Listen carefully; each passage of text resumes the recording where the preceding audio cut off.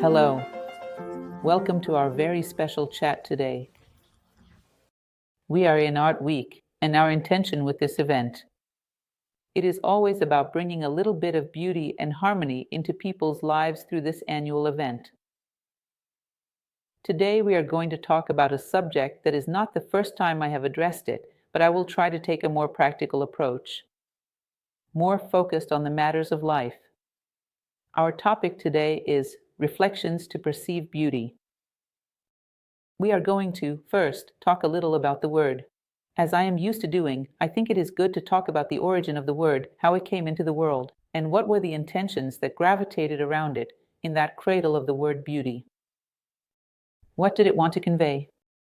I believe a need is in a word. Often, that word loses substance. Returning to its origin, we can recover the original need and understand its message, not always in an effective manner. If we return to its birth, we can recover that original need and understand what this word is trying to convey to us. Not always effectively. After so many eras of emptiness, welcome to Reflections on Beauty. As I mentioned on another occasion, when we return to the Proto-Indo-European cradle of beauty, we will find some quite interesting suggestions. The meaning has two aspects. It brings, this is a dictionary nomenclature from Proto-Indo-European. It traces the following origin for this to give the origin of the word beauty, which would mean to make, to manifest, to favor, to revere. In other words, beauty, somehow, would be a form of offering, a favor that is given to something or someone.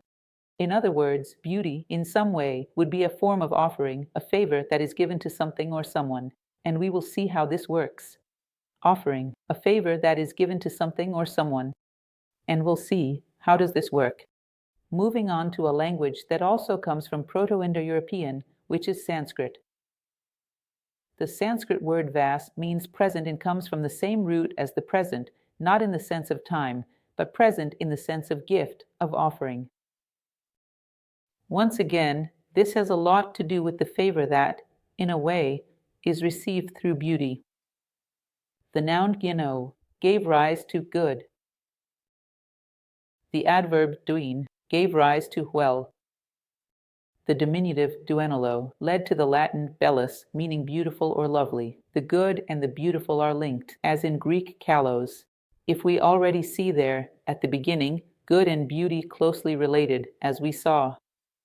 In Greek tradition, kalos kai agatos means the beautiful and the good are one. In Koine Greek, beauty was oreos, meaning things align with the law of cycles at the right time. This suggests beauty in each life stage, a child as a child, a young person as young, a mature man as mature, and an elderly man as elderly. We should explore nature to find and distill beauty. Contrary to our original conception, there is inherent beauty in every stage of life, a child being a child, a young person being young, a mature man being mature, and an elderly man being elderly. We must explore what nature offers us and discover how to distill beauty from it. Our society and culture tend to worship youth, which results in hastening the aging of children and attempting to pull older people back. Therefore, it hastens the aging of children and tries to pull older people back, always looking back for an eternal youth. And then we lose those others. The possibilities of beauty that this word indeed teaches, rehearses, and hints at truly indicate that at any age, at any moment in the cycles, there is a hidden beauty, a beauty that can be drawn from the law. When we align with what the law of cycles offers us, with what nature opens up as possibilities, we find that beauty always carries an idea of balance and harmony. This, in general, has had a significant impact throughout history. There have been various concepts of beauty. We will explore a bit of beauty throughout history that were based on this story of balance, like proportion within a mathematical perspective. How have other perspectives gone beyond this? The idea of the beautiful and the sublime. But, in general, beauty is associated with balance and harmony, even if that balance is somewhat outside the standards of perfect proportion. There is a notion that beauty is subjective. That's saying that beauty is in the eyes of the beholder. Personally, I believe that beauty is in the eyes of those who seek to see it, because it is embedded in everything. Each thing, when it exists, keeps a little of its being, and, in the being of each thing, there is its share of beauty. In other words, beauty is not in the eyes of the beholder, but in the eyes of those who wish to see, those who seek to see. This subjectivity, as if nothing were beautiful and it were merely a cultural invention. Today, there are already many discussions and many opposing viewpoints. When research itself begins to realize that a very young child already has certain notions about beauty, and this is universal. Pythagoras spoke of a golden ratio, which would be the phi. In other words, everything that is in its moment of fullness of life. At its peak, everything aligns with the golden ratio. Over time, entropy strips this alignment, causing things to lose their golden ratio. It is what we say today, when the factor of entropy comes into play, which accompanies time, it begins to strip that fullness of life from things, and they start to lose that alignment with the golden ratio. According to him, the number phi would be at the foundation of most relationships in the universe. This has already been discussed and addressed too much throughout history. The perfect proportion, the golden number of Pythagoras, which he associates with a certain harmony, not only in the physical realm, but also in the metaphysical. There would also be a certain proportion in how we handle our thoughts and emotions to achieve balance. And this is reflected through the physical. Aristotle used to say that virtue leads to beauty. In other words, beauty overflows. There are a number of thinkers who speak about this. A great harmony. Internally, a series of well-practiced elements, the finely honed human condition, overflows with beauty. Well, can there be innate beauty in this body or not? But, whether or not, there is a virtuous psyche, a virtuous soul, when it overflows with harmony, will always soften the possible imperfections of this body.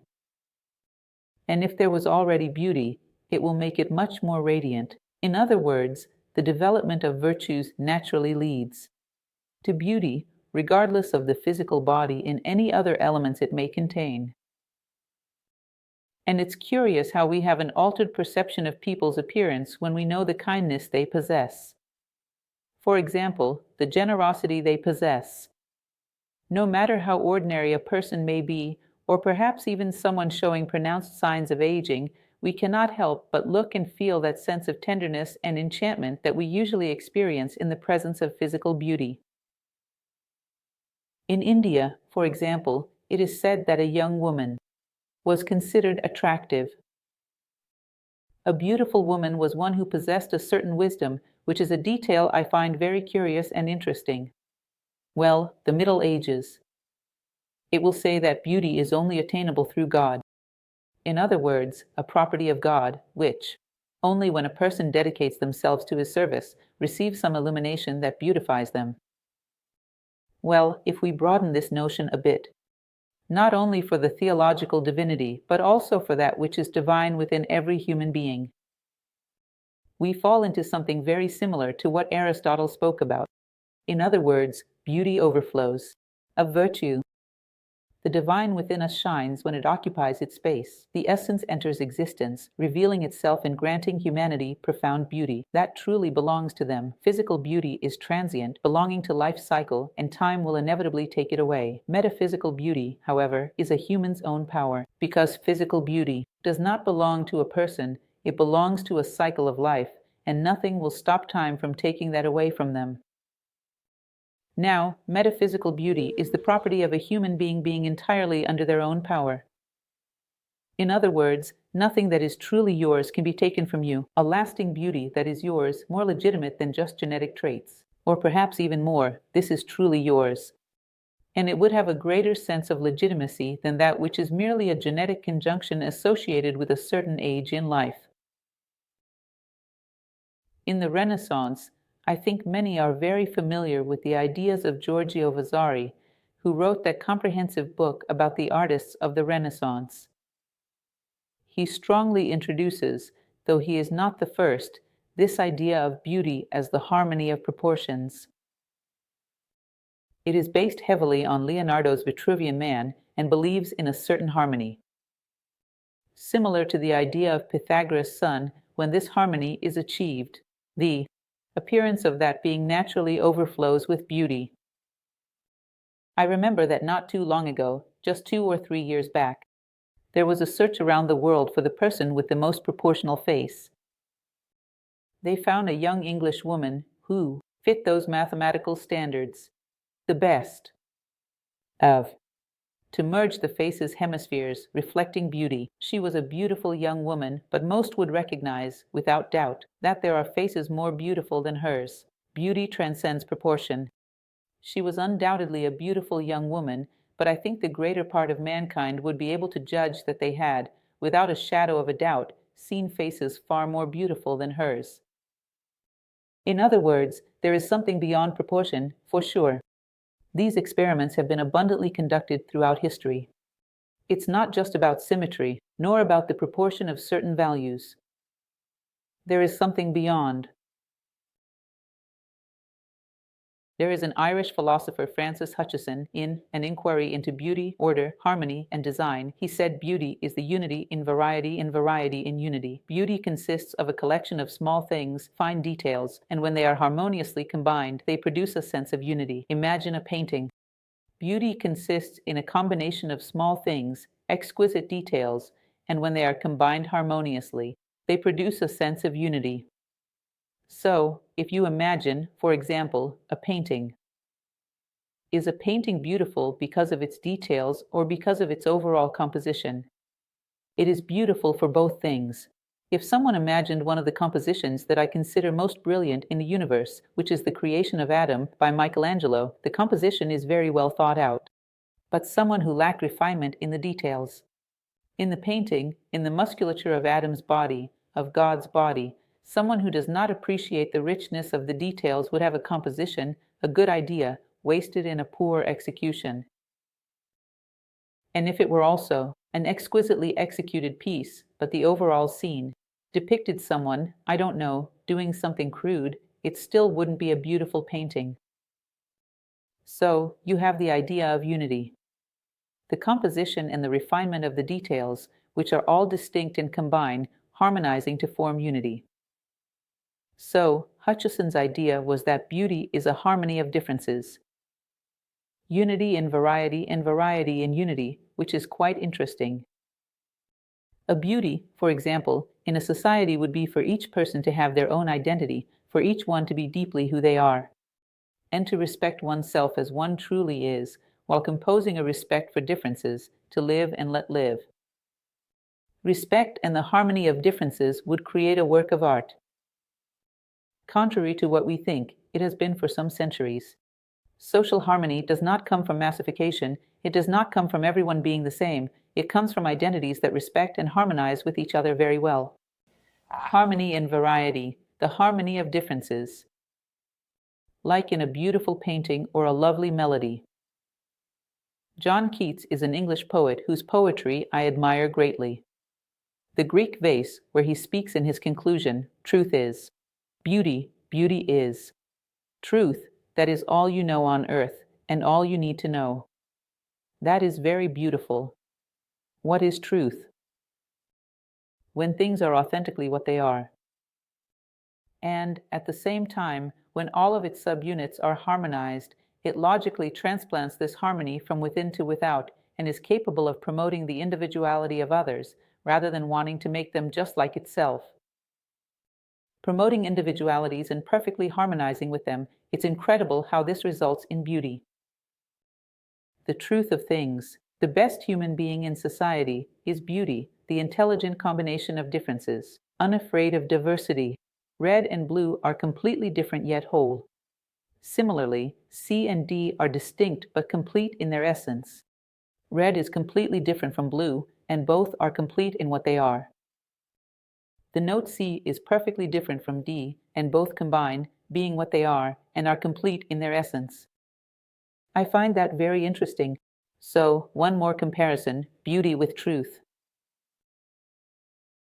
We also have Edmund Burke and Immanuel Kant, who present a very interesting comparison regarding the idea of the beautiful and the sublime. A well-kept house, harmonious garden. Roger Scruton highlighted this necessary beauty for the psyche following symmetry, harmony, and familiar patterns. A well-kept house, a harmonious garden. This is an ordinary beauty, extremely necessary, organizing even the psyche of the man who lives with it. In other words, it generally follows symmetry, harmony, all of these common patterns that we know. However, there is extraordinary beauty, which leads us to the sublime, and nature also makes use of it. Imagine the image of a raging ocean. There is nothing symmetrical about it.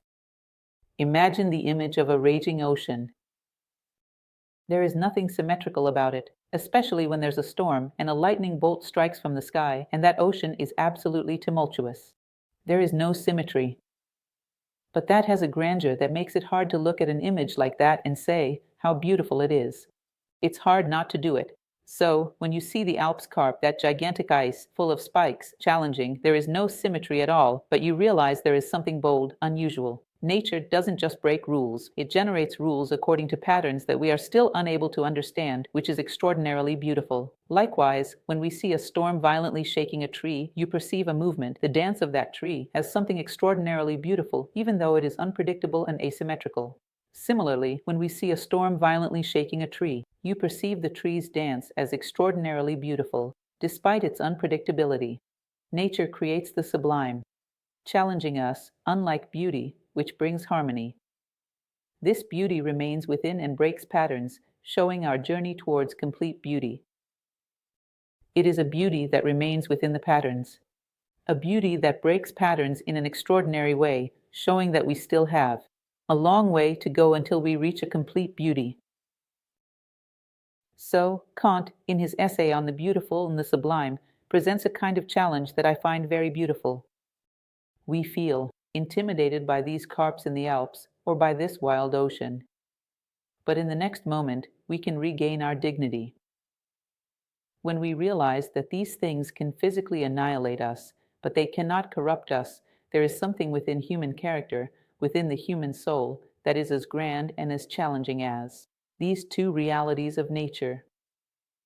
And that is capable of reaching its limits without letting anyone interfere with its course. You can physically kill a man against his will, but you cannot corrupt a man without his consent. It is absolutely autonomous, absolutely grand, and absolutely sublime when he does it. Nietzsche said that the will to power is the will to beauty. That conception of power by Nietzsche is sensational. He presents power as the power to be, as the power to do. How to be able to transform oneself, how to be able to achieve.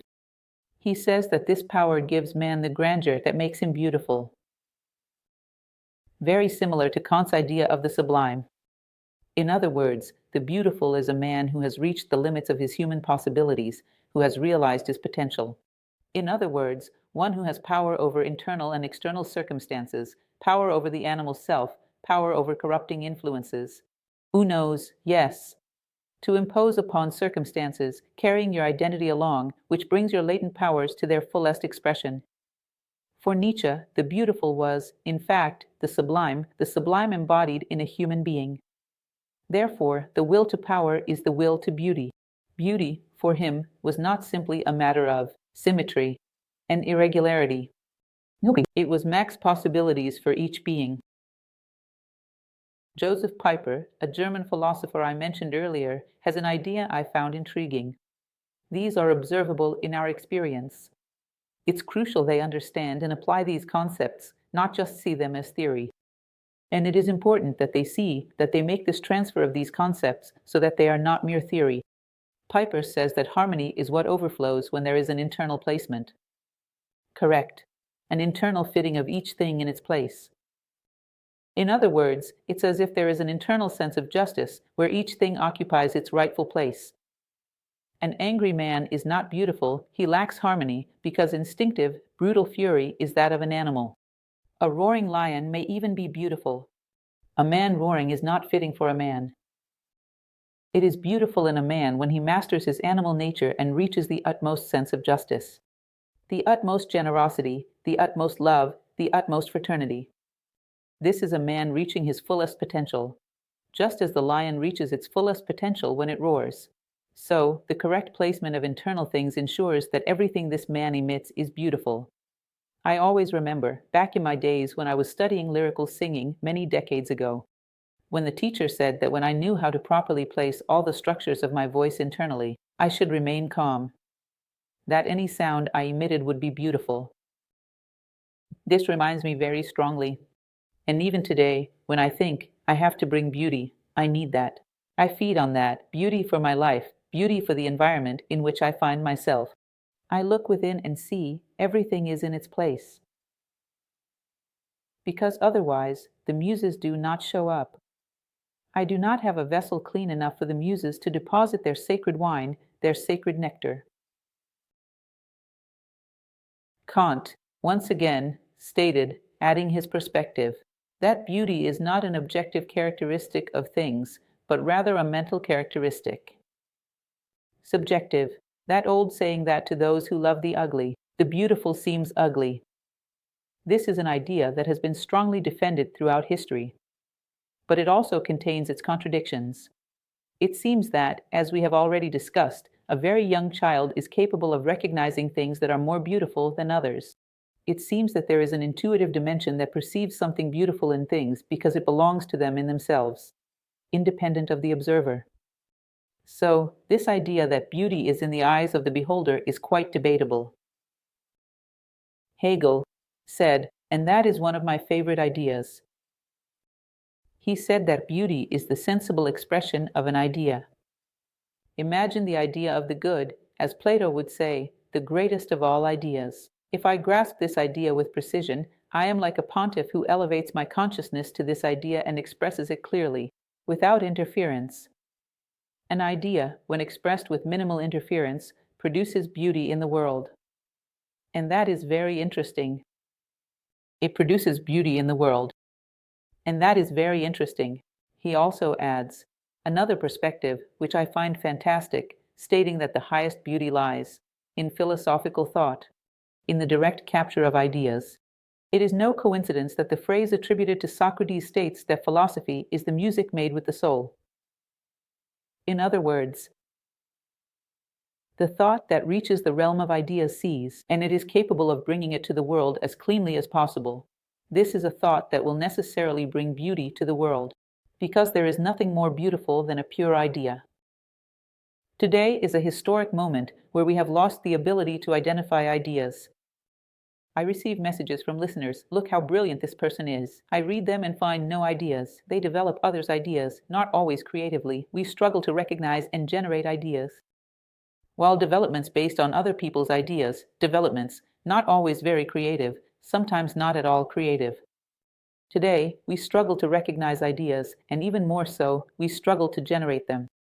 We have a certain difficulty with that. We should be educated, or educate ourselves, to recognize an idea and vibrate with it. Because a true and profound idea is one of the most beautiful things in the world. When Plato says that a good is that which unites, this is an idea that, if you delve into it, has layers and layers of depth, layers and layers of messages to give you. Sometimes, in certain ancient literatures, you can find 5 or 6 ideas within just 2 or 3 pages. We are living in a historic moment where, at times, an entire book may contain none. So, when we recognize the beauty of ideas, they illuminate our lives in a fantastic way. They provide us with a new lens through which to see the world. Ideas reveal to us where they are present, illuminating the essence of all things. Ideas reveal. For us, where they are present, they illuminate the essence of all things. And the man who is capable of bringing ideas into the world in the most correct way possible, that is a creator, that is a beautifier. Aesthetics give essence, radiating and shining, not as mere theses, as Alexander Baumgarten would say, as a mere sensory conjunction, but as something that gives essence to things. And everything that has essence shines, shines. In Platonic philosophy, genuine beauty in an object or being does not awaken desire. This aligns with the Indian notion that beauty doesn't evoke desire. Beauty often evokes nostalgia, as if it were brought from the realm of ideas into this world. Similar to that Indian notion of beauty and attraction, it does not evoke desire. Beauty often evokes nostalgia, as if it were an episode from the realm of ideas brought into our world. a scene from another dimension where our consciousness has dwelled, reminding us of home. Nostalgia for something yet to be built, perhaps lying in the future. And upon seeing it, through it, you remember home.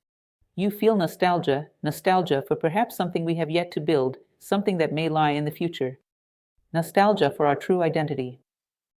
Nostalgia for our inner name. Nostalgia for our role as human beings in the world. Is there some truth hovering near us? When we look at beauty and see through it. What provokes desire is not beautiful, it is merely attractive. And it is consumed, and then that feeling fades away. It's as if you imagined an apple. I have a desire for the apple. After I eat it, I look at it, and it no longer attracts me. And it doesn't have to be this apple. It can be any apple. It is an objectification unrelated to beauty, tied to desire. Beauty is more than that, becoming classic and timeless. Beauty is so much more than that. Beauty is capable of becoming classic and extending over time. Lucretius, a Roman poet, a little before Christ, a century before Christ, in his work De Rerum Natura, also spoke of something very interesting that is worth adding to our recipe for beauty. He said, when you seek beauty in another, our impulse clashes with the body, leading to frustration. The wound of love, mentioned in his poem, immersed in someone's beauty, the body becomes a barrier to true beauty within. The wound of love that does not satisfy, as he says in his play, in his poem. Of the things of nature, in other words, when you become immersed in the beauty of someone, the body becomes like a barrier that prevents you from reaching that which is beautiful in that being. If you seek only the union of the body, it is simple. This brings us to Platonic love, a union on 3 levels: Socratic, metaphysical, and psychological. On the Socratic level, it involves essences. On the metaphysical, sharing values and ideals. On the psychological, affinities. Even the body partakes in the soul's banquet. Thus, Platonic love unites these levels. In other words, man can unite across these realms, but beauty's thirst isn't satisfied by the physical body alone. It collides with physical barriers, striving for more. If it doesn't reach beyond, it becomes frustrated. It collides with the barriers of this physical body, striving to reach something more.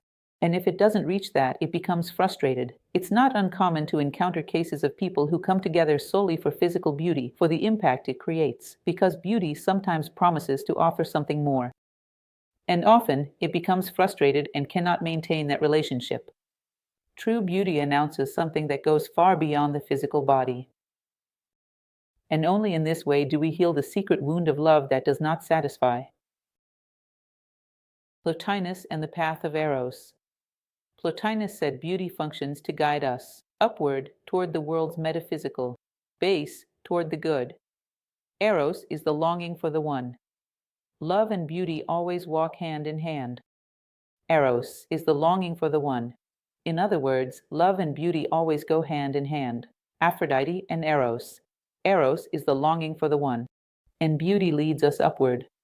Very similar to the Platonic concept that beauty is everything that elevates you. So, it's very interesting that when he speaks of his path of Eros, he talks about the man who becomes enamored by a body, by symmetry, by harmony, whatever it is that provokes in him that impact of attraction. By a body, by symmetry, by harmony, whatever it is that provokes in him that impact of attraction.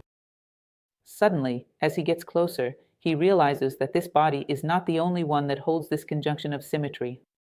That many bodies have this too. And that is also unable to retain this beauty.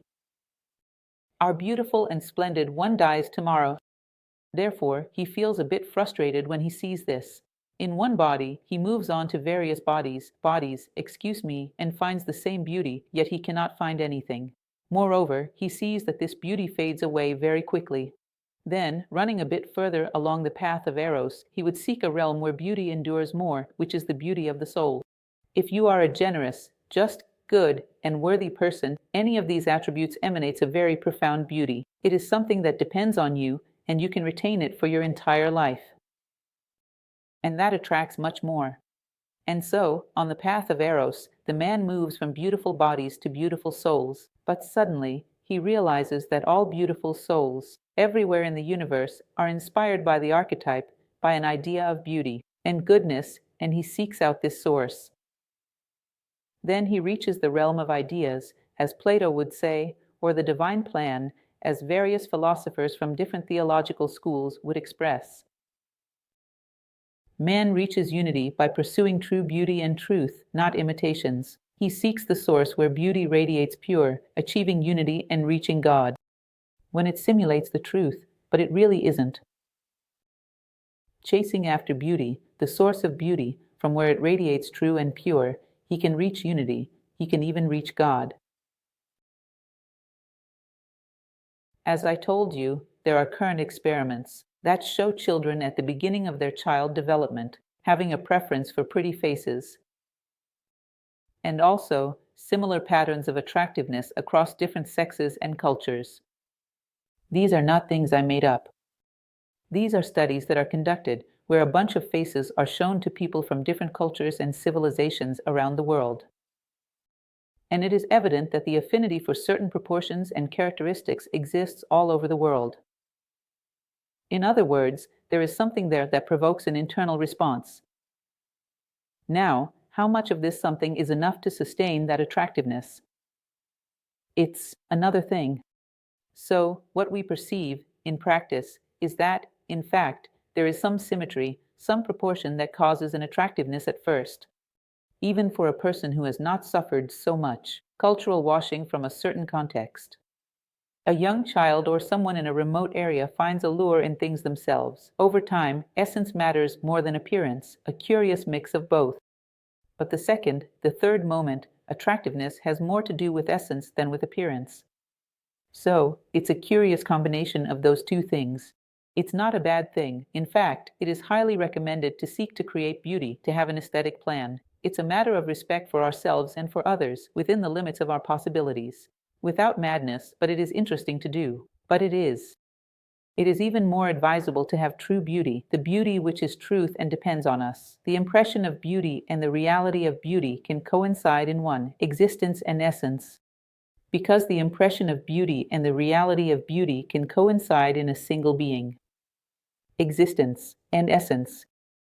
These two combined produce the true path of eros. I know you must be thinking about the issue of proportions. In the Renaissance, women were fat. In modern times, they are thin, sometimes even too much so. Well, there are the oddities of taste and fashion. But even behind these oddities, there are features of a face that are always attractive. There are certain characteristics of a body that tend to be regarded as beautiful. Sometimes, and this is based on research, sometimes across multiple civilizations, immersed in a very different cultural context. Is there some proportion? Something mathematical resonates with us. Our psyche seeks harmony and identifies with it. Because, deep down, our psyche is constantly seeking harmony. When it finds it, it tends to identify with it. Because that is what she wants. Well, what about our perception? Beyond everyone's thoughts, our thoughts, which are also extremely valid. No one owns any truth. Every philosopher in history has made his contribution. What's yours? What is our contribution? Nothing prevents that. João de Silva has a better idea about beauty than anything that has been said so far. We don't work with attachment to titles or big names, but with great ideas. The true philosopher is like this. He does not cling to signatures, but to ideas that come closest to what he perceives. That aligns with your need for answers in life. We realize, for example, that when life is more present in things, they seem more beautiful.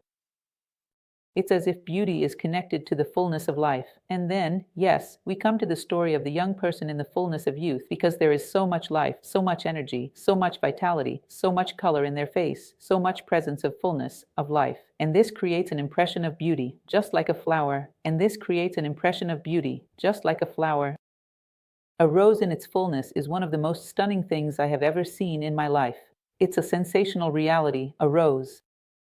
That's why I have the utmost respect for every single one that is gifted to me that I see, because it's a spectacle that nature has created with a flower like that. Flowers in general. It's a mystery. People tell us, and we learn, that flowers were made solely to produce seeds in angiosperms, or those colors and that aroma to facilitate pollination. I keep thinking, but it needed something so beautiful to wrap the seed of the angiosperms or to attract a bee.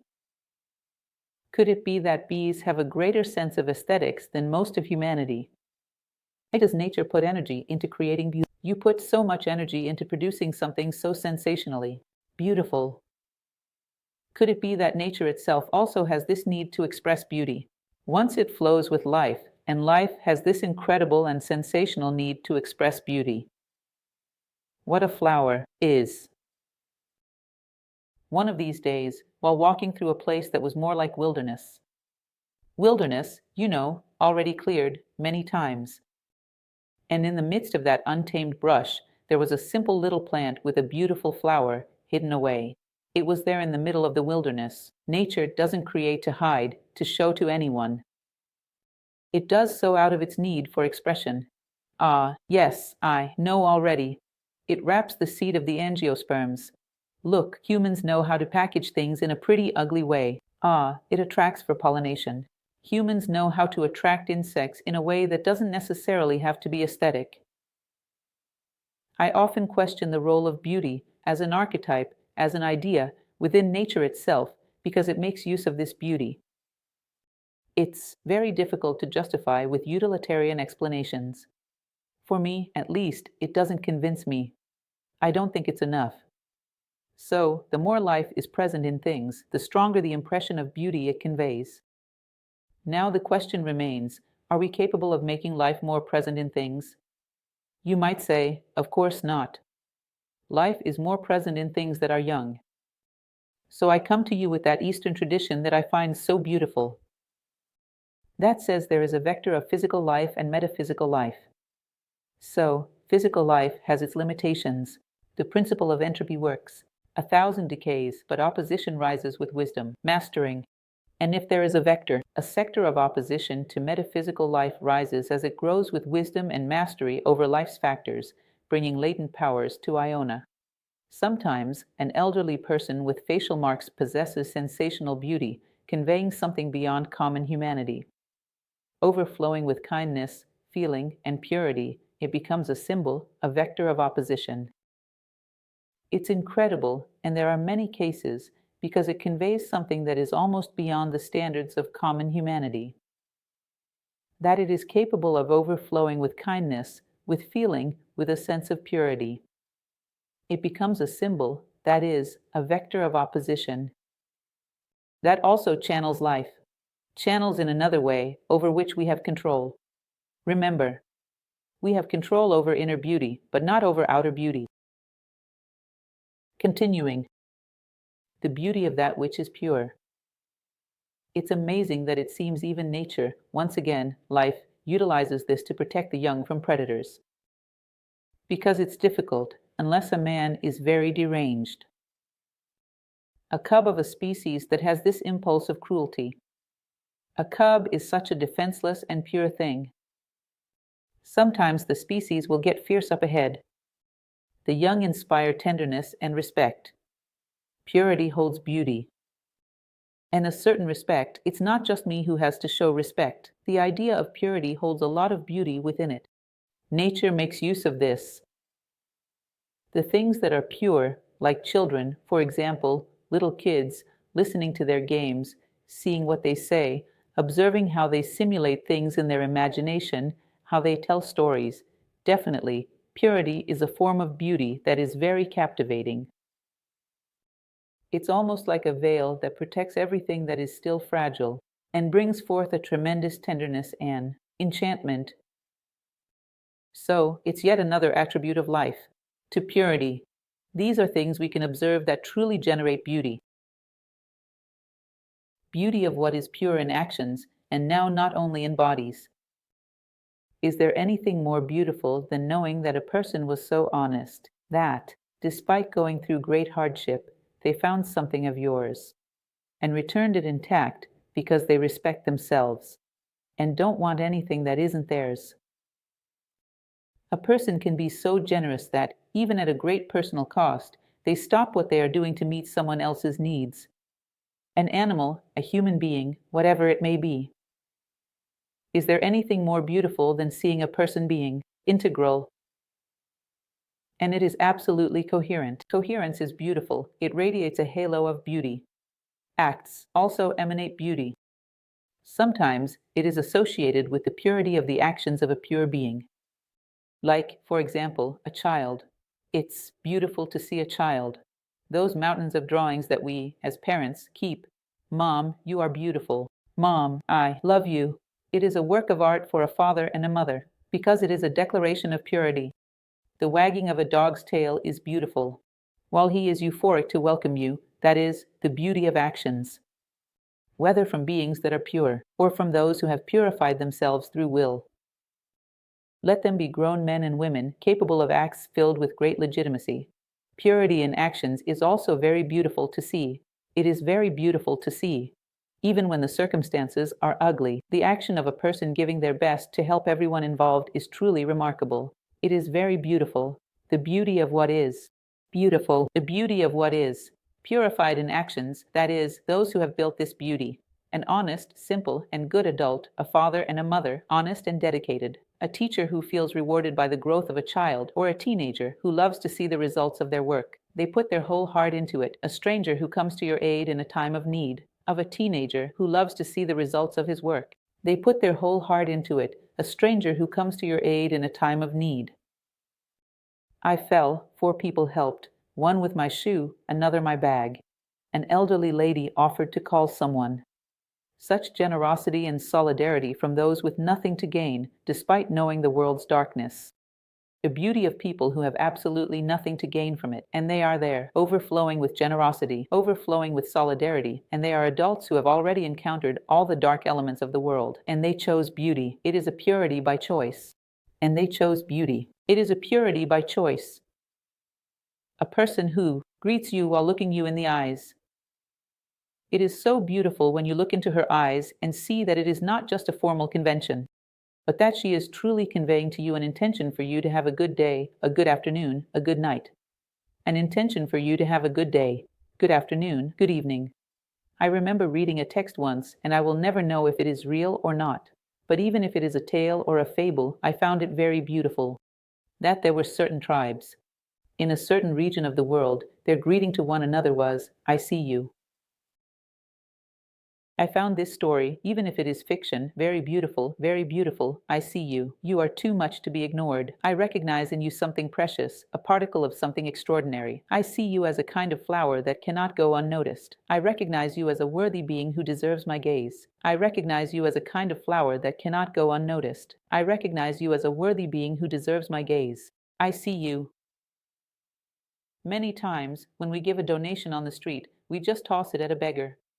I have the feeling that he would appreciate a look like that even more than that tiny coin. This is very beautiful. And sometimes, a small act like that touches us and saves our day. It is very beautiful. In other words, the beauty of adults who have gone through all kinds of pollution but have chosen purity. It is the purity earned, the genuine purity, of children, of animals, and the purity earned by adults.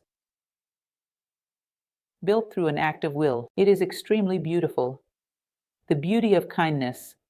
Kindness is extraordinarily beautiful. And it truly redeems. Scenes, as I have mentioned, sometimes of a disaster, of an accident, ugly scenes, and yet a person giving their best in that moment. And she transforms that through her human presence into a beautiful moment. Those who seek, without seeking to glorify their actions and the publicity of their deeds, to benefit others, to benefit a group, to benefit humanity, this is kindness that is not for show. I do it for who I am, and sometimes I even prefer that no one knows. For those who don't know, Marco Elizabeth Haskell, who helped Gibran throughout his life, even assisting him in writing his great works. He only allowed the letters between him and her to be published after his death. She wanted no one to take credit for her. Only Gibran should have the merits. He did everything. Perhaps he wouldn't exist. Gibran without Marco Haskell, and he wanted absolutely nothing. She just wanted the joy of overflowing. Why? For what she is, like the sun. He doesn't want you to thank him. He shines because he is the sun. For what he is, he overflows, without any need for publicity of his actions. Great heroes do extraordinarily beautiful things. We know this, and they still exist. Perhaps we don't see them because we no longer seek them, because that has no social value. Social value is what has achieved fame and fortune according to society's standards. These are envied. True heroes are anonymous. They were cast into oblivion. They no longer mean anything. But the kindness of everyday heroes is also extraordinarily beautiful. Professionals who make a great effort. Every time I hear the little sound of a garbage truck passing in front of my house, it fills me with such a great sense of gratitude for these men, professionals who sometimes do their work humbly, meeting the needs of society. And sometimes society doesn't know how to reciprocate that with an act of respect, of gratitude. So many times parents go far beyond their limits to free a child from a hardship, from an illness, or whatever it may be. Kindness is extraordinary. Volunteers, genuine ones. Why do I speak of genuine volunteers? Not those who seek some reward of publicity or a tax exemption, but those who do it because they have a need to embrace humanity. Like your family, their bonds overflow. Blood relatives recognize the DNA of human essence and have this pressing need to be a factor of addition. That is very beautiful. Around the world, when these volunteers take action, it's a beautiful sight to behold. They are present wherever there is need. Groups like that will be arriving shortly. What else? People of goodwill, in general, kindness is always extraordinary. And you look, before you see the person's face, before you see who they are, that feeling comes over you, wow, what a beautiful person. Notice that concept from the Greeks, kalos kai agathos, kindness and beauty are deeply intertwined. Where else do we see beauty in kindness? In the simple and everyday things. The person who looks into your eyes and sees you exhausted gives you their seat on the bus. Or who sees you carrying a package and asks, "Do you want me to carry that for you? Put it in your lap." What does this person have to gain? What publicity does she want? She simply feels your need and takes it as her own. And it corresponds. This is a very beautiful act. Who gives in to you? Passage. Not as a formality, but out of respect for you, for your age, for whatever reason. Who helps you maneuver your car? Someone might say, "Oh, stop, come closer." They might say, "Oh, stop, come further." Sometimes a person has things to do. Their time is occupied, is in a tough spot. "Let me give you a little help." And they just leave. You don't even know who they are. They want nothing in return. I remember that once I felt unwell behind the wheel, and I pulled over, opened the car door. 2 minutes later, there were two young women standing there. "Miss, you gave me a little bottle of mineral water. Are you feeling unwell? Do you want something?" I said I was fine, that I would just wait a little while and then I would be on my way. And they left. I don't even know who they were. So young, maybe heading to work, maybe busy. "Look, there's a little bottle of mineral water." And they took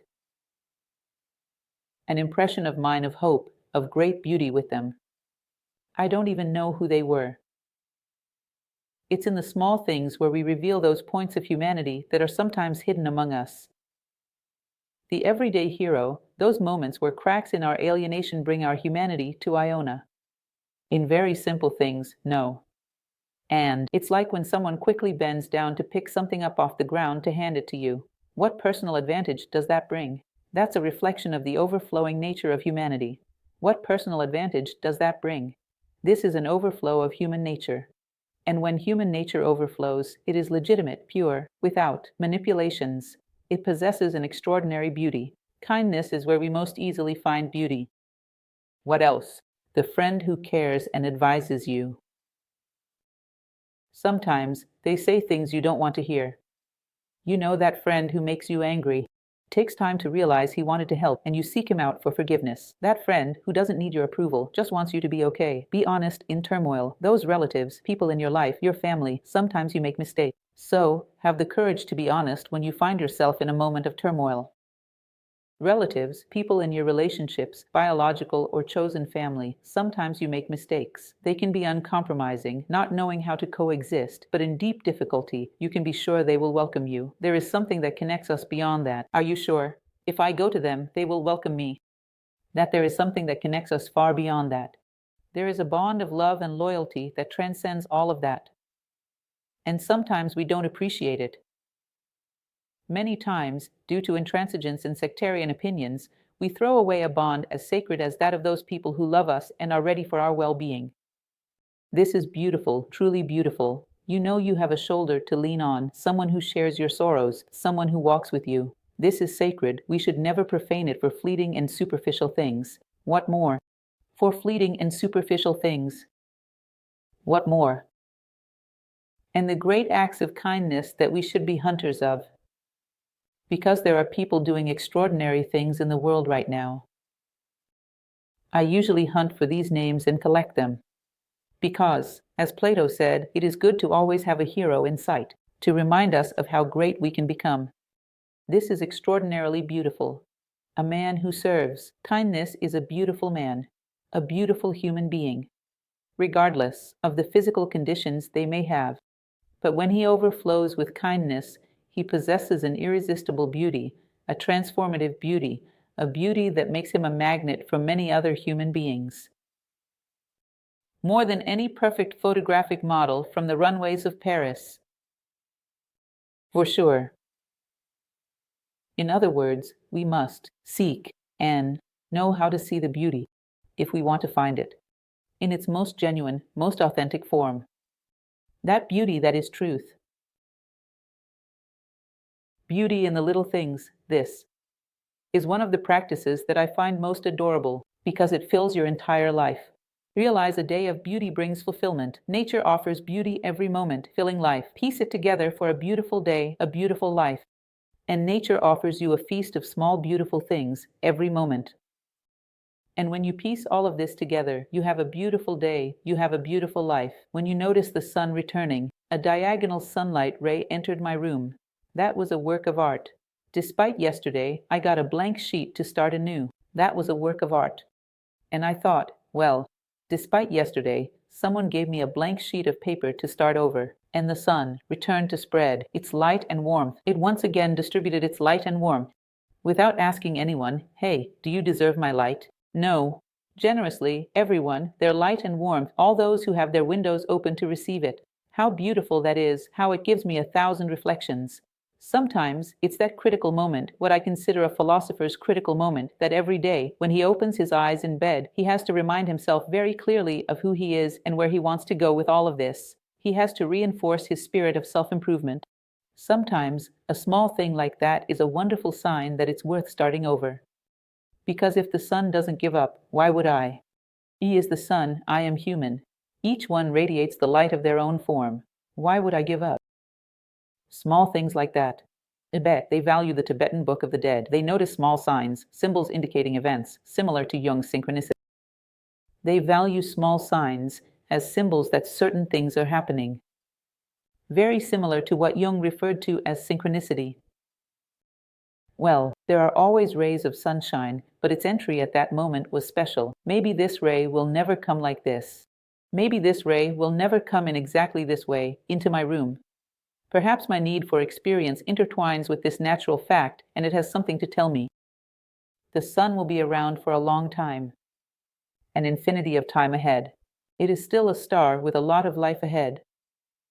But the way it interacts with each living being in every moment is unique and repeatable, and it is endowed with meaning.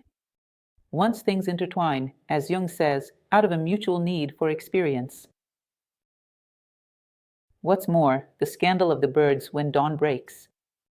This is an experience that I have always found wonderful. I even wrote a poem about it, The Morning Song of the Birds. Because something extraordinary is happening there. Nature as a whole perceives, and we are asleep. Sometimes, waking up to greet the sun and realizing the extraordinary fact that life is starting anew. We return to the beginning, to the childhood of the day.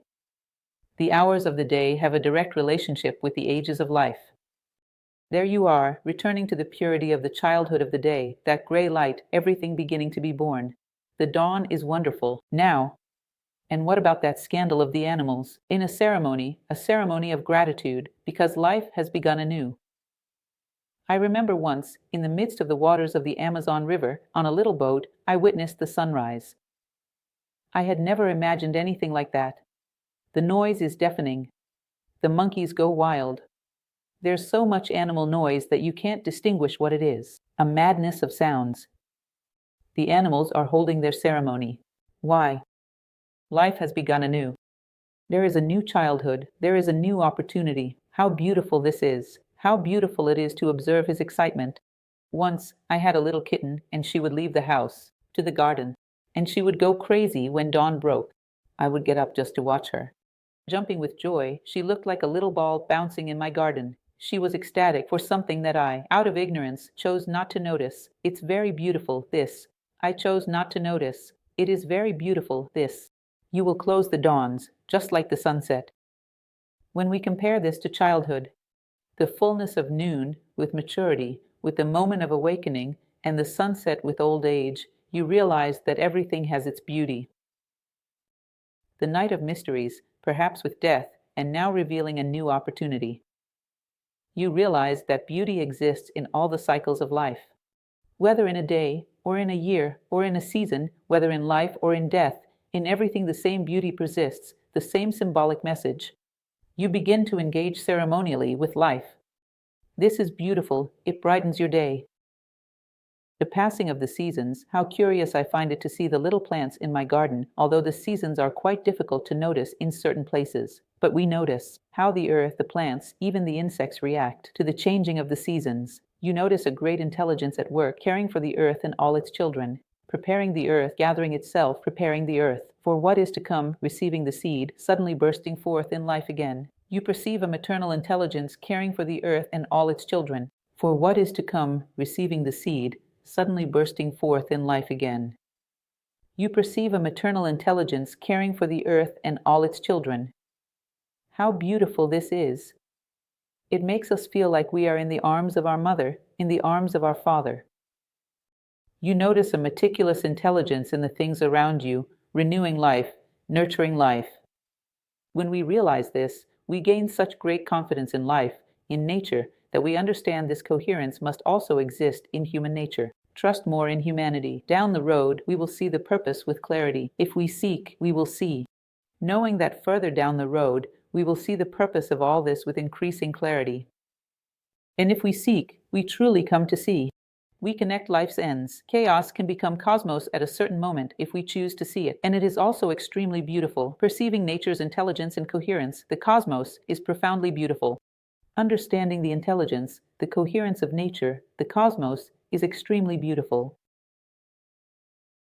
The variety of plants and animals. I lived in Belém do Pará, and I had contact with the forest, the Amazon rainforest. A small patch of jungle holds astonishing life diversity, with everything interacting perfectly, each supporting the other. The forest, the Amazon rainforest, is an incredible business. A small patch of forest holds astonishing life variety, with each interacting perfectly, supporting the other. Biodiversity is truly astonishing, as it consists of different beings that respect and collaborate with one another. You have a lesson in amazing coexistence. Biodiversity is a crazy thing, because they are completely different beings who respect and collaborate with each other.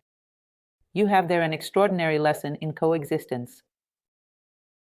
A biomimicry expert said we learn more from observing the Amazon than cutting it for wood. Nature's lessons are invaluable, and a man would gain so much more by doing this than if he cut down the entire forest and sold only the wood. The lessons that nature teaches us. And sometimes you don't even need to go to the Amazon rainforest. You can just look in your own garden. Witnessing a plant's resilience is astonishing. Droughts, predators come, yet it sends a branch ahead. Life fights adversity, combining shadow and light. Incredible. Life fighting against adversity, the intelligent combination of shadow and light, with everything. Incredible. When we observe the details of plant life and animal life, we notice a level of intelligence. And at the same time, we realize that plants, the plant world, has this enormous variety. And at the same time, we realize plants, the plant world, has this enormous variety. Animals have an enormous variety. This variety of possibilities must exist within the human being. Once we realize that, on the surface, we may not seem that varied. There must be all this wealth of possibilities within me. Perhaps the variety of the human being lies much more within than outside. In other words, it brings forth great reflections. And it is also tremendously beautiful. The complexity of a spider's web has its own uniqueness. I have a particular fondness for spider webs. I've always had a hard time getting rid of them in my house. I am impressed to see the beauty of it. especially when they are in a spot where the sunlight hits and reveals all their details. Guys, what an incredible thing! How intelligent it is, how well constructed, what a fantastic work. You notice the intelligence in these small things. Once, I happened to pass by, accidentally. I didn't even know this exhibition existed. There in Rio de Janeiro, in the city center, there was an exhibition that expanded a stone floor, a stone pavement. And the exhibition was photographs that took a millimeter-sized piece of that stone and expanded it. The variety of colors was a spectacular painting, large photos of stone floors. It was a painting worth having on the wall. And they were. Incredibly enlarged photographs of a stone floor. What an incredible thing! I remember when I was little, I would look at the cracks in the walls, and I found it so intelligent, the way a central trunk would twist as if it were the branches of a tree. And I thought that was so clever. The way a central trunk would twist as if it were the branches of a tree. A long time later, someone came to tell me that often a crack also follows the Fibonacci sequence, the golden ratio, the proportion in those things that unfold.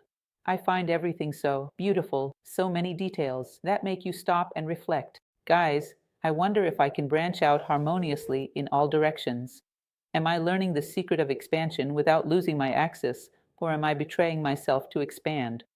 So many things. Or am I betraying myself in order to expand? So many things, so many details, which have so much wisdom to offer us. It's no coincidence that Diogenes the Cynic, Diogenes of Sinope, used to say that life is an open book for the attentive observer. I used to say that life is an open book for the attentive observer. Attentive. The wise learns directly from nature. The joy of simple workers, doing their tasks, sometimes happily, doing very simple things, happy with what they do, without many ambitions. Tinkering with their things and doing it with all their heart, a person who is enjoying what they are doing, no matter what their work is. It's a truly beautiful thing to witness. When you feel that she is there, fully engaged, loving what she is doing, not because she will gain a lot later or become famous, but enjoying her toys, fulfilled in the moment. It is also incredibly beautiful to witness the normal flow of life, but enjoying her toys, finding fulfillment right there. Also extremely beautiful is witnessing the normal flow of life. Sometimes, look, I always like to see that. In Brasilia, I lived in a small neighborhood in Asa Sul. I watched children excitedly return home after classes, like birds freed from a cage. The joy, hustle, noise, and mothers with strollers bringing their little ones home. The joy of it all, that rush, that noise, that hubbub, and the mothers, sometimes pushing their strollers, bringing their little children home. People, how life is filled with beauty. I remember once I was frozen in place because I was coming back from the playground with my daughter, and we passed under a tree that had those seeds with a little propeller. I don't know if you all know what I'm talking about. They come in a little bundle with a propeller, and then a gust of wind hit, and the air was filled with those seeds flying around. They are inside a little package with a propeller. And then a gust of wind hit, and the air was filled with those seeds flying around. And my little daughter, who was about 4 years old, was jumping in the air, trying to catch those seeds. A sunset appeared. Wow, how amazing! Timeless beauty is. How can time take this away from me? Timeless beauty cannot be taken by time. It's impossible. It's impossible. She is completely outside of time. That cannot be crushed. Digested, it is not fleeting, it is a bit of eternity. Another occasion that I always remember is when I arrived home after a class. I have been a teacher for many years. As you know, my little girl, the one who is 4 years old too, lying on the living room sofa, hugging a little matchbox. I went to take her from there to put her in bed, and she said, "Mommy, I caught a ray of sunshine in this box for you. I picked the prettiest one." And the extraordinary beauty of that moment. How can life take this away from us? It can't be. It can't be. These things are moments of eternity amidst time. How beautiful it is, sometimes. Details, the little things in life. If we were more observant, we would be rich. We would be tremendously rich. The beauty of silence, do you feel it? I sense it in certain spaces, even at home, a moment when nature seems silent. That heavy silence, like a cathedral. There's that heavy silence, which I often refer to as the silence of a cathedral. It feels like it enters within us and gives a sense of eternity, as if time had taken a pause. Do you feel the weight of that silence? Ceremonial, the silence of great cathedrals. Silence is beautiful. It is profound. It seems to make us see ourselves in the presence of something eternal, both within us and outside of us. Savor the silence. It is beautiful. And also the beauty of sounds. Of course, we will talk about certain wonderful melodies. Many of us have melodies that automatically elevate our consciousness. But sometimes I enjoy listening to melodies, even those sung by children. The beauty of our youth. How beautiful this succession of notes is. How exquisite nature is. It gave us these sounds that are so beautiful. Sounds combine into a sweet melody, knocking on our consciousness, bringing our soul to Iona. How lovely is the sound! So capable of knocking on the door of our consciousness and bringing our soul to Iona. How beautiful is the sound! How beautiful are the musical notes! How lovely! At times is the frequency of a person's voice when they say something beautiful to you. Someone who gives you advice with good intentions. Have you ever noticed the variations in the voice of someone who speaks something beautiful? How beautiful it is! How things are filled with such rich, harmonious combinations. How beautiful it is to hear the sounds of nature, to see the colors of nature. How beautiful it is, sometimes, to realize that once a painter, a very talented artist, a friend of ours from New Acropolis, was explaining to us how a painter produces white on a canvas. We got closer. She applied lilac and other things, saying, "I only apply white here. It looks artificial." The white is full of colors. After that, I noticed white things have reflections, lilac, grayish, and sometimes orange tinted. The white is full of underlying colors. How incredible! White is full of underlying colors. How incredible is that? Sometimes a person who is more of an expert works on this. Art reveals to us things we weren't used to seeing, like what seems flat. It is full of details that give us a greater perspective on what things are and how complex they can be. There exists a deep harmony, even in what seems simplest. How complex things are. How there exists a deep harmony, even in what seems simplest to us. The beauty of order. This is one thing that I've always had that habit. I wash the bathroom and stand at the door for a few minutes, looking at my work of art. How beautiful it is to have a clean and organized environment. It makes you want to stop and just look. Wow, how beautiful. Everything in its place, a pleasant scent, shining with cleanliness. Simple things, like a well-washed sink, all clean and dry. I love washing dishes and always pause to admire my work. The beauty of order, harmony, and simple things in their place. I find it beautiful. The beauty of order, of harmony, of simple things in their place, the beauty of clean and organized things. Sometimes a well-organized drawer moves me. How beautiful this is. What respect for things, the things that humbly serve us. They deserve respect. It is beautiful. They deserve respect. It is beautiful too. The beauty of words. Of course, when they come together and form sentences that convey profound meanings, they are extraordinary. But sometimes it's just the words. Sometimes I find myself choosing the most beautiful words I've ever heard and spoken. If there was a word like softness. Softness is a beautiful word. Harmony is lovely. Hearing it makes me reflect. It's beautiful to see it written, how harmony and generosity captivate me. Observing the word and its sounds, there's the essence of life and meaning in a single word. I gaze at it and find it lovely. Words are beautiful. Within it, there is generating and giving life. There's a whole lot of things embedded. In a single word, I find myself looking at it and thinking it's beautiful. Words are beautiful. They look like. They encapsulate a multitude of symbols. They are symbols. They radiate in all directions. I love words. There are some words that are enough to evoke a state of mind, a sense of admiration in the face of beauty. It's something that everyone can notice. How certain things are melodious and beautiful in a phrase, in an intonation, in something that is in its rightful place. How there is beauty everywhere. Sometimes I had the impression, while heading to work, In the middle of the road, looking out the window, the muses were playing hide and seek with me along the way. I had to focus on the steering wheel. I veered a little and saw something that was primarily beautiful. I remember once seeing a father taking a little girl to school. He was carrying her on his shoulders, and she was wearing a red jacket, holding 2 twigs in her hands, playing with the twigs. And he was carrying that little girl in her red jacket on a cold morning, heading to school with her lunchbox in hand. It was a work of art, a true masterpiece. I would say, look, muses, you have to let me focus on the steering wheel. I can't do it this way. And upon arriving at work, some perceptions like that already placed me in a different state of mind. Beauty, in awakening, simply, for the act of awakening. Reaffirming, faith in oneself, reaffirming, hopes, reaffirming our pact with life.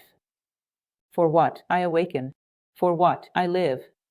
What is my purpose? What do I want to achieve? And what part of this purpose I am willing to take action today? Reaffirm my commitments. Today, once again, I reaffirm my commitment to life, my commitment to serve it, to bring value. I rise, as Marcus Aurelius would say, to fulfill the duty of a man. I rise to fulfill my pact with life. Waking up is ceremonial. In fact, there is magic in beginnings because the state of mind you set in that moment stays with you throughout the entire day. Like in Rome and in other civilizations, but Rome. I know it well because of the old city, which is very interesting and tells many stories. The concern for every detail in the room, for what you see when you open your eyes, for the colors. This is also very much present in feng shui, because you realize that there you have to create the stage for someone to re-enter your life. This is an extremely sacred moment. It's like a birth, like a rebirth. Reinforce your identity and your pacts before stepping out of bed. Waking up is very beautiful, just like falling asleep. Are beautiful moments. Falling asleep. Before you sleep, you reflect on your day and say, wow, I was human today. What peace of mind.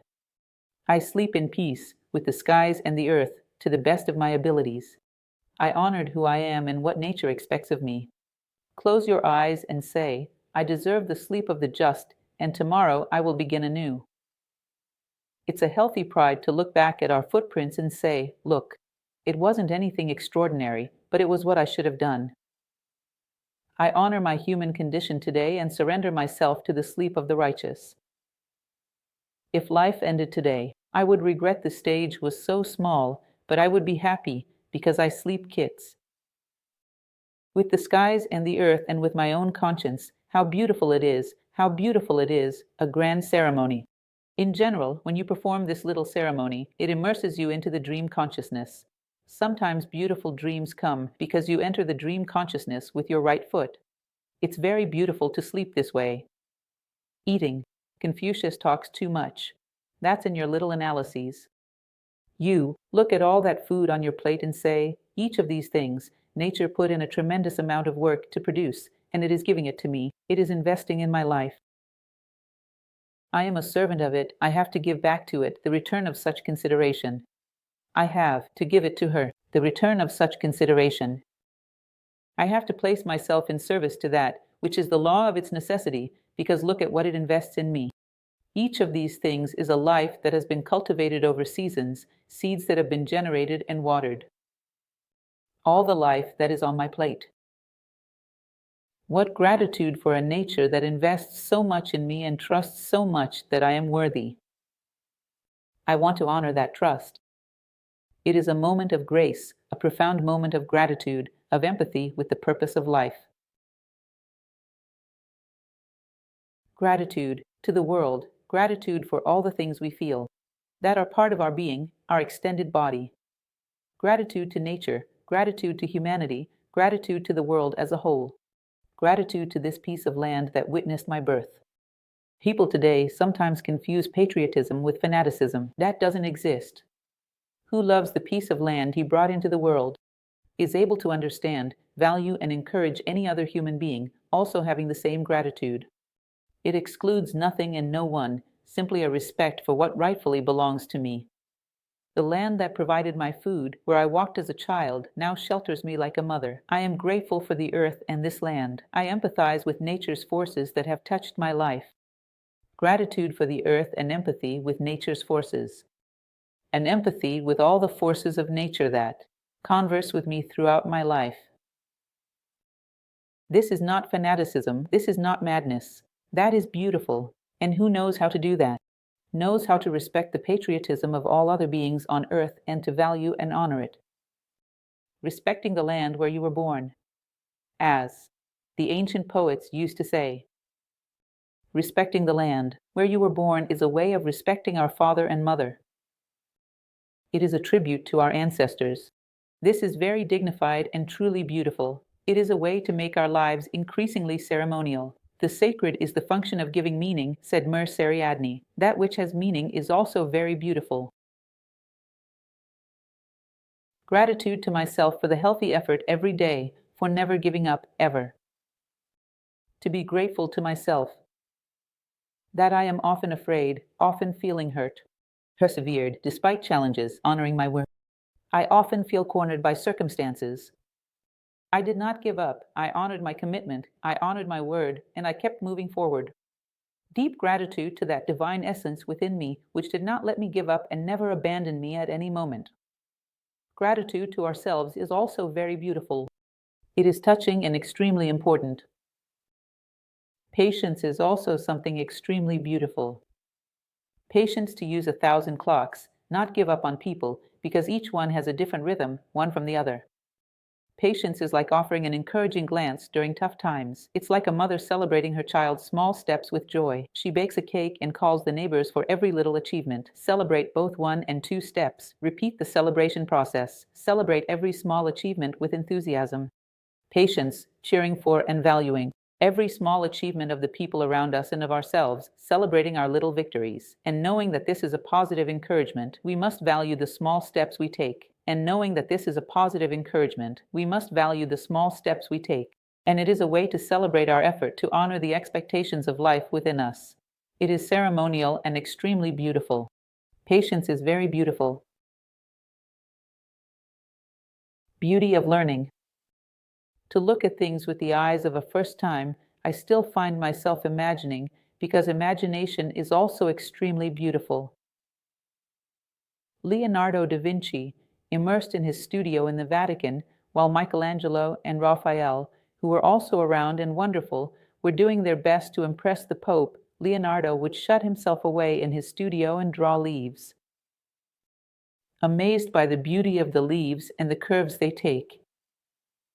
And drawings and more drawings in his codices of leaves, like a child.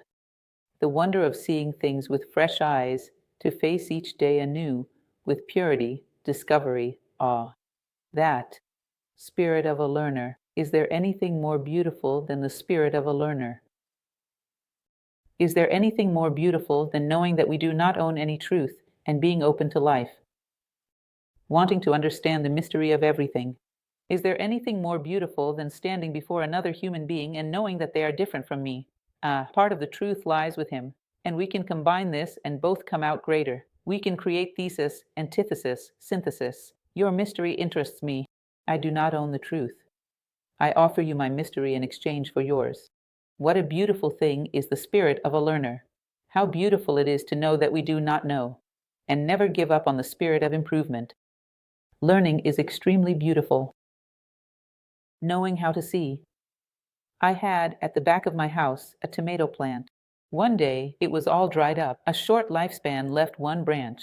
Because it has a short lifespan, and one last little branch was still offering, like a withered hand, presenting 2 tiny tomatoes. And that was one of the most wonderful scenes. I took photos, threw a party. Picture a being that is losing its vitality. It gathers the little bit of vitality it has left to still offer you 2 fruits. It looked like a hand, all dried up with 2 little bright red tomatoes. That was extremely moving. I could have missed this if I hadn't known how to look out my window. I could have missed the moment when I was drawing water from my yard, and the cement is a bit uneven, and the water kept insisting on flowing to the wrong place. To observe that and say, this water is like my consciousness. If I don't make the effort to pull it to the right place, It flows to the lower regions. That water taught me how to watch over my consciousness and always pull it upward.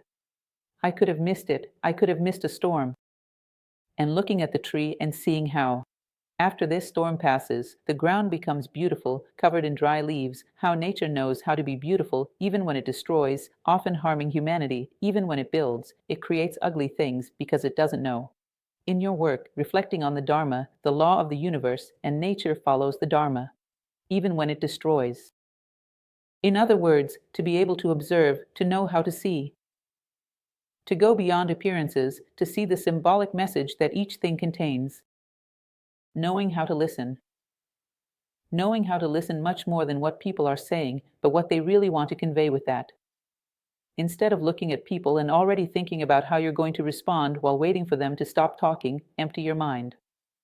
And let it fall like raindrops on dry soil. The words of the other person, completely empty and receptive. And you feel her need, which is often far beyond what she is simply able to express.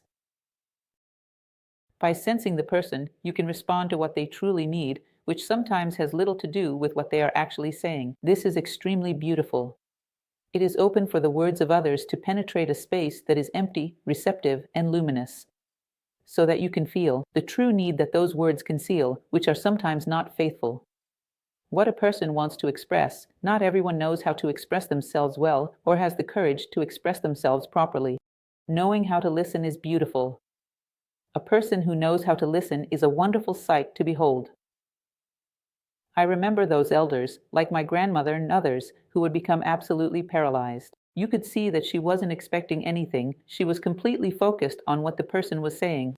Listening is rare. Understand others' struggles, like trying to be more active.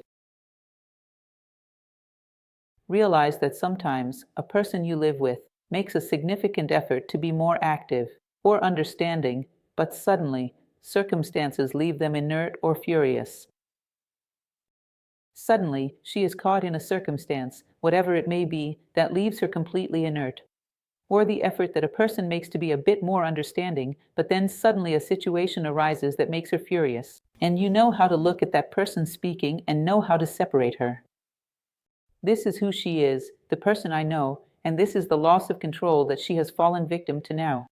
And instead of you responding, the out-of-control person responds to the harmonious person you know.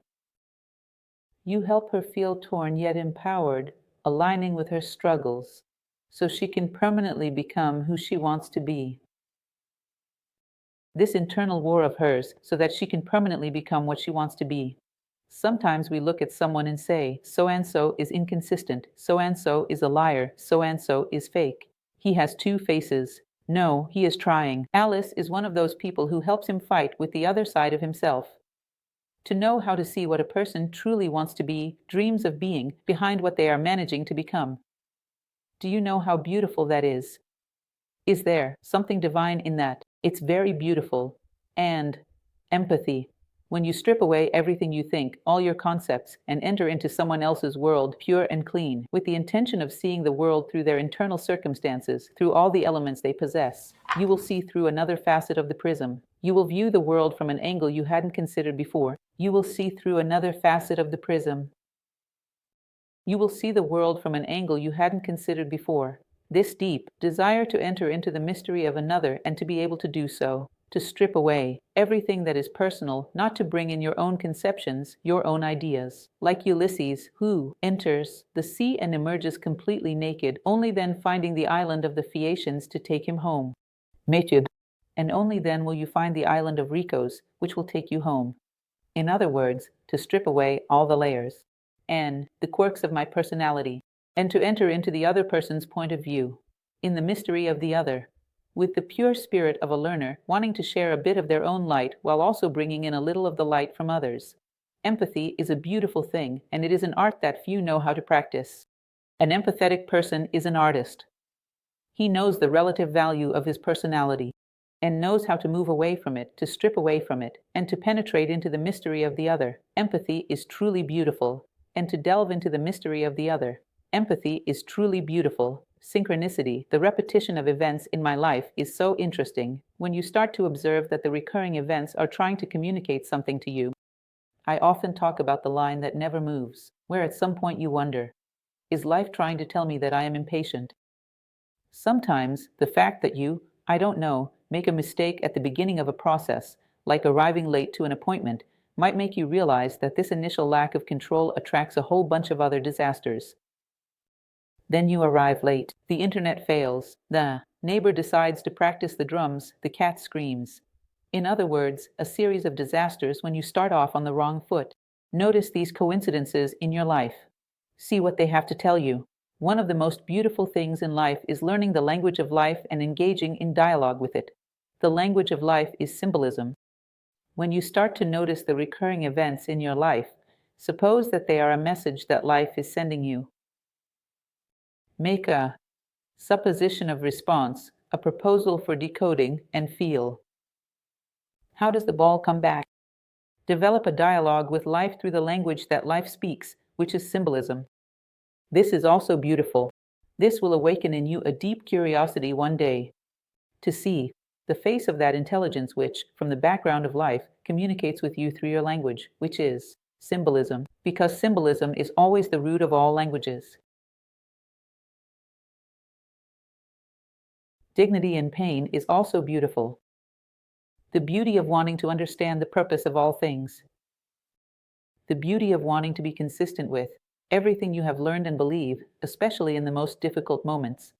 Coherence is beautiful, dignity is beautiful, beauty of understanding a teaching and putting it into practice at the right time.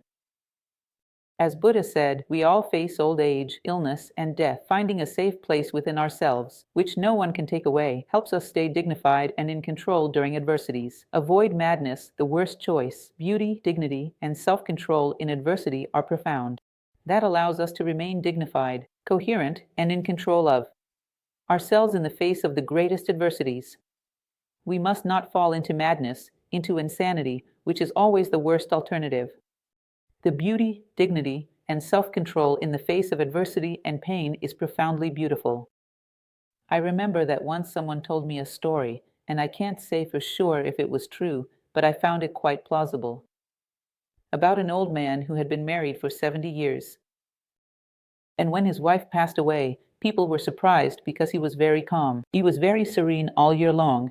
They asked him why he was so calm. He said, "Happy as if I went first, she would have suffered. If someone has to suffer, I would rather it be me. I didn't want that for her. If someone has to suffer, I would rather it be me." That thing touched me deeply. What a beautiful thing. The dignity of a person in the face of their own pain. It's okay, it hurts, but I would rather it be me. It's part of life. One had to go. I knew this from the first moment of life. That one day it would come to an end. Well, it ended in a way that the person I loved the most didn't suffer too much. How good that it was like that. Thanks to nature. Prepare yourself for the things that will inevitably come, like solid ground beneath our feet. Sri Ram, who is a philosopher I like very much, a wonderful thinker, he says, build your boat. When you cultivate deeply human and beautiful actions, when you develop profoundly human and effective values like justice and fraternity, you are building solid ground beneath your feet. When life comes and takes that boat away from you, you have another, one that allows you to stand tall. In the midst of the storm, the dignity in the face of pain, the coherence in that moment is a beautiful thing to witness. It is a rare, an extremely beautiful spectacle. Knowing how to seek and value what we haven't lost, what nothing and no one can take away from us throughout life. Knowing how to appreciate what is permanent, what is enduring, is also extremely beautiful. Coherence, we've already talked about. An interesting thing, a realization I had recently, which I also brought to you, is the idea of the clear, primordial light. One of these days, while reading the Tibetan Book of the Dead, they say that when a person passes away, the first thing they see is a great brightness. That great brightness is the brightness of the Absolute, Unity, and God. Man gravitates towards shadow, missing the light's opportunity. Penetrating the light closes cycles, ends eternal return, and leads to enlightenment. We have more affinity with the dark than the luminous. If he were to penetrate that light, he would close the cycles, end the eternal return, and reach enlightenment. but we have more affinity with the dark than with the luminous. But they went further. They say that this primordial light, pure and crystalline, lights all moments of our lives. It is what lights every moment of our lives. It doesn't just appear there. If our life has light, that light comes from it. I imagined the beautiful moments of my life, pure scenes with my daughters, things I thought impossible. They were beautiful, pure, with crystalline luminosity. I understood it was the clear primordial light. And I realized that they were so beautiful precisely because they were pure, with a crystalline luminosity. And I realized, well, what was there was certainly the clear primordial light. I fear death, losing life's precious things and future gold. That are the most precious things in my life. In other words, I am afraid of losing something that I am moving towards. Because if this is the clear primordial light, if it was this that generated purity, luminosity, and goodness in my life, I will not lose it. I am moving towards it. If we learn to recognize this divine light as that which beautified the most timeless moments of our lives, we would know how to value it. We would know how to develop an affinity with it, and we would understand that it is in this light that lies what we do not want to lose from life, and that we truly cannot lose, because it is part of eternity, and we would learn to develop an affinity with this clear light. In other words, sometimes a lesson from a book sheds so much light on your life that everything makes so much sense, it all fits together perfectly. These moments of insight, where you bring a lesson to life, are truly beautiful. The beauty of the emotion in the face of the most beautiful acts of humanity.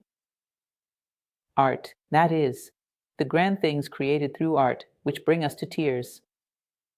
Honesty, generosity, courage, an act of deep heart. It is a truly beautiful thing to appreciate the greatness of the acts of our fellow human beings. Allow yourself. Today we rival each other so much, we compete so intensely, that sometimes we resist admiring what we did not create ourselves, and to be moved by the beauty of things. It's like the beauty of a collector who gathers and collects the most beautiful things he has ever heard in life. And it creates a little box of spiritual first aid. The beautiful work of this moment, the beauty of nature, gathers and keeps that within reach. Because you have a good food store for times of hunger, for times of drought. In other words, you knew how to store it. For tough times, you have a box of life's best gifts. You have your little box of first aid, of the most nutritious and beautiful gifts that life has ever offered you. The beauty of compassion in the face of humanity's lowest acts. You realize that the human being who has fallen into the worst, most heinous situation possible will fall into a deep pit, a profound suffering, and he is also one of our brothers. Something within us descends with the fallen and rises with the ascended. We share the pain of the submerged man, the deepest pain, cruelty, and madness he created. The pain of ignorance, stupidity, brutality. Compassion for the submerged man, not hatred. It is truly beautiful. Compassion for that man who is submerged in this pit, and not hatred. It is truly beautiful. And here I cannot fail to mention the case of Agnes, whom you may have already heard about. That wonderful lady who was able to forgive, even asking for legal permission, to embrace the murderer who killed her daughter and her grandson. She corresponds with him, and his situation was so horrific. The murderer who killed her daughter and her grandson. She corresponds with him, and his situation was so horrible. Such a horrible life. She is so filled with compassion that she feels the need to forgive him. Then you look and say, well, that's not human. That's an astonishing thing for a human being to do. A fragile little lady. And she did something beyond human. How beautiful it is for someone to have compassion for those in a pit. How beautiful it is to understand that we, as humanity, are one family and commit to that. How beautiful he is.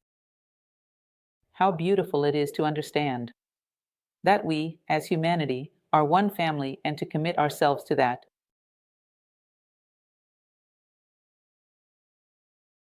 The beauty in the fullness of the simplest and the most sublime things. The simple things in your life. Talking with your parents or grandparents on the porch. Having coffee with cake at the end of the afternoon.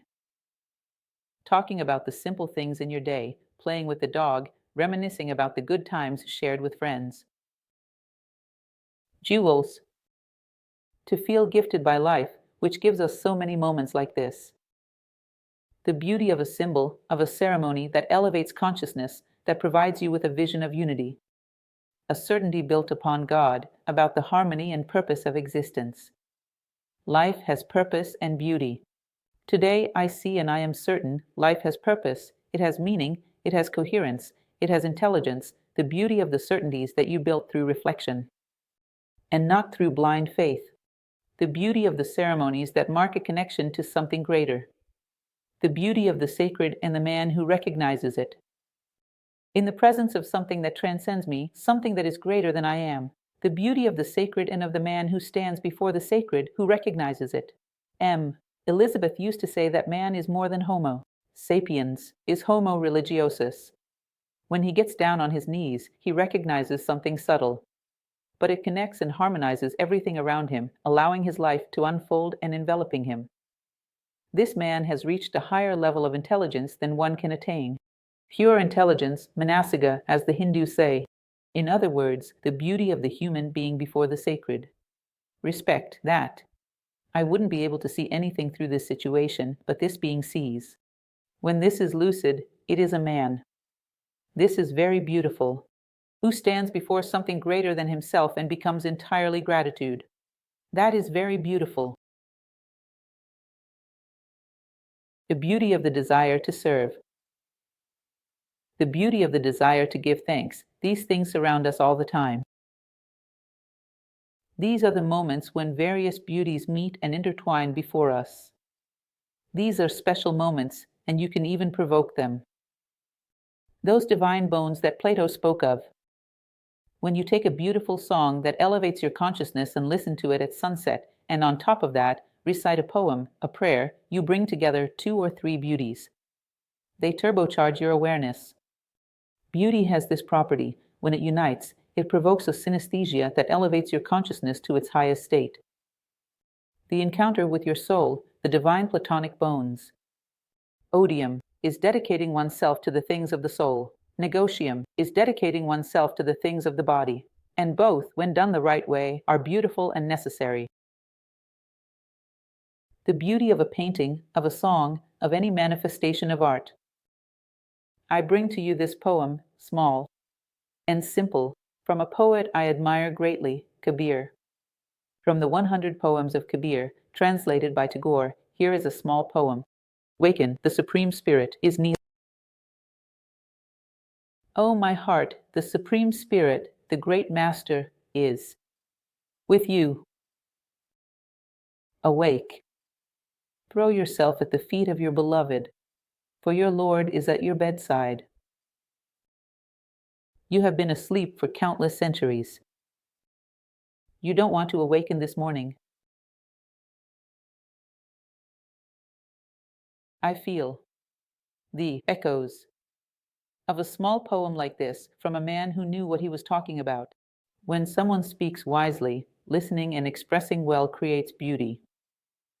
Ultimately, beauty guides life.